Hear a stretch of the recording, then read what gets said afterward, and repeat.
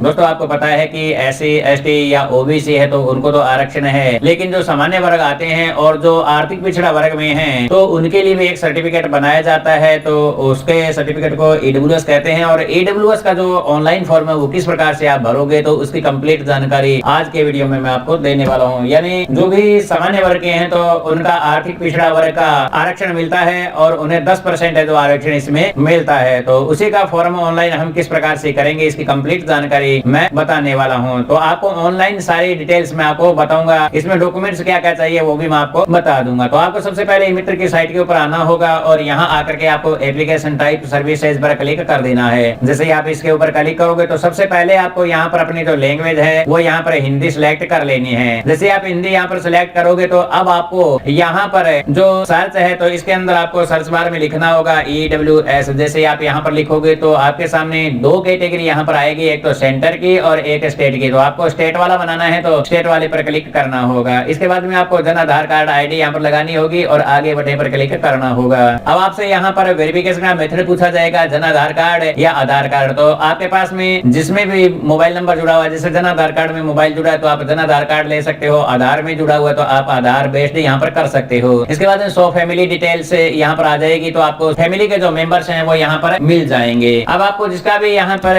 जो EWS बनाना है तो उस मेंबर को यहाँ से आप सिलेक्ट कर लोगे और यहाँ पर वेरीफाई एंड फैच डिटेल इसके ऊपर आपको क्लिक करना होगा। दोस्तों अब आपके मोबाइल के ऊपर एक OTP आएगा, वो OTP लगा करके आपको यहाँ पर ओके बटन पर कर देना है, यानी कि इसे वेरीफाई कर देना है। जैसे यहाँ पर आपका OTP वेरीफाई हो जाता है तो यहाँ पर आ गया data refresh successfully from Jan Aadhaar service, तो आपको ओके बटन पर क्लिक कर देना है। अब आपका पूरा डेटा है जो यहाँ पर जन आधार कार्ड से आ गया है तो आपको थोड़ा नीचे आना होगा। यहाँ पर दोस्तों आपकी जो सारी डिटेल्स है वो जन आधार कार्ड से उठा लेगा। यदि आपकी कोई डिटेल्स यहाँ पर फिल की हुई नहीं है तो आपको उसे यहाँ पर फिल कर देना है। और यदि आपने यहाँ पर पहले कभी भी जाति प्रमाण पत्र या मूल निवास इत्यादि बनाया है तो आपकी डिटेल्स यहाँ पर कम्प्लीटली फिलअप हो जाएगी। अब आपको यहाँ पर फेच एड्रेस पर क्लिक करना होगा। जैसे यहाँ पर फेच एड्रेस पर क्लिक करोगे तो आपका एड्रेस है जो आ जाएगा। यहाँ पर आपका कंप्लीट एड्रेस है वो फिलअप हो जाएगा। यदि आपका यहाँ पर एड्रेस भरा हुआ नहीं आता है तो आपको इसे कंप्लीट भरना होगा। आपका वर्तमान पता और स्थायी पता दोनों पते आपको यहाँ पर भरने होंगे। एड्रेस भरने के बाद में दोस्तों यहाँ पर आपको सेव बटन पर क्लिक करना होगा और आप जैसे यहाँ पर सेव करोगे तो आपकी जो ई-मित्र ID है वो यहाँ पर क्रिएट हो जाएगी। आपको ओके बटन पर क्लिक कर देना है और इसके बाद में आपको अगला बटन पर यानी नेक्स्ट बटन पर आपको क्लिक कर देना है। जैसे यहाँ पर नेक्स्ट बटन पर क्लिक करते हो तो आपकी कंप्लीट डिटेल यहाँ पर आ जाएगी। सबसे पहले यहाँ पर आपकी फोटो आ जाएगी और यहाँ पर आपका जो जन आधार नंबर है वो आ जाएगा। यदि जन आधार नंबर नहीं आए तो आपको यहाँ पर जो मुखिया का जन आधार है वो यहाँ पर लगाना होगा। इसके बाद में आपको ठीक नीचे आना होगा। यहाँ पर आपको कंप्लीट डिटेल भरनी है। सबसे पहले शीर्षक भरना होगा यानी मिस्टर एंड मिसेज जो भी है, और इसके बाद में यहाँ पर प्रार्थी का नाम हिंदी में आ जाएगा, यहाँ पर इंग्लिश में आएगा और यहाँ पर आपको संबंध का जो प्रकार है पिता या माता या भाई जो भी है तो वो आपको संबंध यहाँ पर सिलेक्ट कर लेना है। इसके बाद में पिता का या पति का नाम अंग्रेजी में आपको भरना होगा। इसके बाद में माता का नाम यहाँ पर आपको अंग्रेजी में भरना होगा। इसके बाद में आपका जन्म स्थान यहाँ पर भरना होगा। इसके बाद में जन्म डेट यहाँ पर आ जाएगी। और दोस्तों यहाँ पर आपको अपना जो जेंडर है वो सिलेक्ट करना है, वैवाहिक स्थिति लगानी होगी, धर्म लगाना होगा और जाति यहाँ पर जनरल आ जाएगी। और यहाँ पर उपजाति जो भी है वो आपको यहाँ पर लगानी होगी, जैसे बनिया है, ब्राह्मण है, जो भी है तो वो आपको यहाँ पर लगानी होगी। यहाँ पर आपको अपना मोबाइल नंबर लगाना होगा, आधार ID यहाँ पर पहले से फिलअप हो जाएगी। दोस्तों यहाँ पर ये सारी चीजें भरने के बाद में आपको नीचे आना होगा। दोस्तों इसमें आगे लिखा हुआ है कि क्या आवेदक की जाति राज्य सरकार द्वारा अधिसूचित अनुसूचित जाति जनजाति अन्य पिछड़ा वर्ग में आता है तो आपको यहाँ पर सम्मिलित करना है। यदि यस है तो आपको यस करना है, यदि नहीं है तो आप नहीं करोगे। तो आर्थिक पिछड़ा वर्ग यानी EWS में केवल सामान्य वर्ग के लोग ही आते हैं तो आपको यहाँ पर नो सेलेक्ट करना होगा। इसके बाद में दोस्तों यहाँ पर आपका कंप्लीट एड्रेस है वो आ जाएगा। यदि कोई चीज भरी हुई नहीं है तो आपको यहाँ पर कंप्लीट भर देनी है।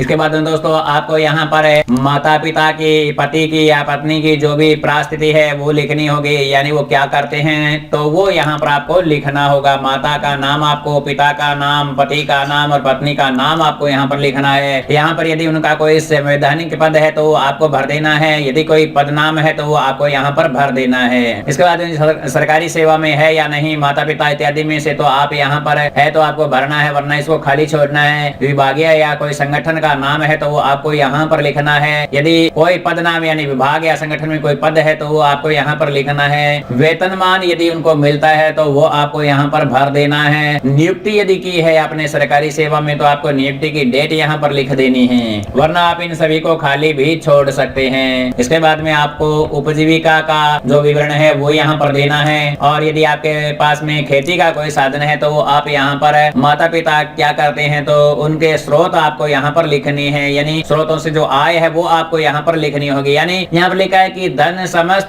स्रोतों से कुटुंब की वार्षिक आय, तो यहाँ पर कुटुंब की आय लिखनी है। खेती है से है तो आप यहाँ पर खेती से लिख दोगे, नौकरी से है तो नौकरी से आप यहाँ पर आय लिख दोगे, और यहाँ पर कुल राशि आप लिख दोगे। यदि इनमें से कोई नहीं है तो आप यहाँ पर कुल जो राशि है आय की वो आप लिख दोगे। यहाँ पर वार्षिक वर्ष आपको लिखना होगा, और इसके बाद में आपको आवेदक अन्य राज्यों से स्थानांतरित होकर राजस्थान राज्य में स्थायी रूप से निवास कर रहा है तो यदि यस या नो है तो आपको यहाँ पर कर देना है। इसके बाद में दोस्तों यहाँ पर आपको जो टर्म्स एंड कंडीशन है वो सिलेक्ट करनी है। यहाँ पर आपको एड्रेस का प्रूफ लगाना होगा, एजुकेशनल क्वालिफिकेशन लगानी होगी, इनकम का प्रूफ आपको लगाना होगा, कास्ट प्रूफ आपको लगाना है, एप्लीकेशन फॉर्म यहाँ पर लगाना होगा, और कास्ट का प्रूफ 1 यहाँ पर आपको लगाना है। तो दोस्तों यहाँ पर आप सभी फॉर्म्स की और जो डॉक्यूमेंट्स की एक PDF बना करके आप सही जगह है जो यहाँ पर अपलोड कर सकते हो। इसके बाद में दोस्तों आपको यहाँ पर विभाग का सिलेक्ट करना होगा। विभाग यहाँ से पहले से सिलेक्ट आता है, आपको सेव बटन पर क्लिक करना होगा। जैसे ही आप यहाँ पर सेव बटन पर क्लिक करोगे आपको ओके बटन पर क्लिक कर देना है। इसके बाद में आपको यहाँ ओके बटन पर क्लिक करना होगा और भुगतान करने के लिए आगे बटन पर क्लिक करना होगा। इसके बाद में दोस्तों आपको यहाँ पर भुगतान के लिए बिल जोड़े पर क्लिक करना होगा। इसके बाद में आपको दोस्तों यहाँ पर भुगतान करना होगा, और यहाँ पर आपको 50 रुपए का टोकन है वो काटना पड़ेगा, और दोस्तों यहाँ पर जो आपको पे बाय वैलिड कर देना है। तो दोस्तों इस प्रकार से आप EWS का जो फॉर्म है वो ऑनलाइन यहाँ पर फिलअप करोगे। दोस्तों यदि आप ऑफलाइन फॉर्म के बारे में भी जानकारी चाहते हैं कि ऑफलाइन फॉर्म किस प्रकार से भरा जाएगा, इसमें डॉक्यूमेंट्स क्या क्या लगेंगे, तो मैं एक अलग से वीडियो आपको बना दूंगा। आप कमेंट बॉक्स में कमेंट जरूर लिख देना कि आपको इसके ऊपर वीडियो चाहिए या नहीं, तो आप कमेंट जरूर लिखना। दोस्तों यदि वीडियो पसंद आ जाता है तो वीडियो को लाइक और शेयर जरूर कर देना, साथ में कमेंट जरूर लिखना। और दोस्तों यदि आप चैनल के ऊपर नए हैं तो चैनल को सब्सक्राइब करके बेल के आइकन को भी दबा लेना, ताकि आपको आने वाले हर एक वीडियोज की नोटिफिकेशन टाइम टू टाइम मिलती रहे। तो मिलते हैं नेक्स्ट वीडियो में नई जानकारी के साथ में, तब तक के लिए जय हिंद।